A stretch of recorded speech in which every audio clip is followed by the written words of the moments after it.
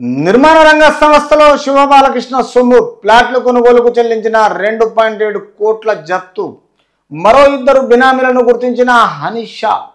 ఆదాయానికి మించిన ఆస్తుల కేసులో అరెస్ట్ అయిన హెచ్ఎండిఏ మాజీ డైరెక్టర్ శివబాలకృష్ణ పెట్టుబడులకు సంబంధించి కూపిల్ లాగుతున్న కొద్దీ అవినీతి నిరోధక శాఖ హనీషాకు ఆధారాలు లభిస్తూనే ఉన్నాయి. హెచ్ఎండిఏ మాజీ డైరెక్టర్ శివబాలకృష్ణ గత ప్రభుత్వము బీఆర్ఎస్ ప్రభుత్వం ఉన్నప్పుడు ఈయన డైరెక్టర్గా కొనసాగిండు. కాబట్టి ఈయనకు ఆదాయానికి మించిన ఆస్తులు కాంగ్రెస్ ప్రభుత్వము గ్రహించి ఈయన మీద కేసులు రావడంతో ఈ పెట్టుబడులకు సంబంధించిన కూపి లాగుతున్న కొద్దీ అవినీతి నిరోధక శాఖ మొత్తము రోజు రోజుకు అన్ని విధాల ఆధారాలు లభిస్తూనే ఉన్నాయంట. కాబట్టి తాజాగా హైదరాబాద్కు చెందిన ఒక నిర్మాణ సంస్థ ఆ సంస్థ ప్లాట్ కొనుగోలుకు గతేడాది 2.7 కోట్లు చెల్లించినట్లు తేల్చడంతో నిర్వాహకులకు నోటీసు జారీ చేసింది. అంటే ఇక్కడ బ్లాక్ మనీ వైట్ మనీ అని తేడా తెలియకుండా ఈ బాలకృష్ణ 2.7 కోట్లు నిర్మాణాన్ని గురించి డబ్బులు చెల్లించడం జరిగింది.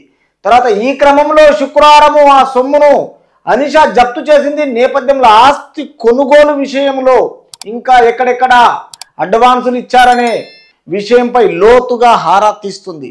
కాబట్టి ఈ అవినీతికి నిరోధక శాఖ ఏమైపోతుందంటే చట్టము తన పని తను చేస్తుంది. మీరు ఏ విధంగా అయితే అవినీతి పాలనలో ఉండి మీరు డబ్బు సంపాదించిండ్రో ఆస్తులు సంపాదించిండ్రో ఆదాయానికి మించి ఆస్తులు ఉన్నాయో మీ మీద కంప్లైంట్ వచ్చినప్పుడు ఈ విషయంలో అలాగే ఇద్దరు బినామీలుగిన ఉన్నట్టు గుర్తించింది. ఇప్పటికే పెంట భరత్ కుమార్లతో పాటు సత్యనారాయణ మూర్తిని బినామీలుగా గుర్తించి హనీషా కార్యాలయంలో విచారించింది.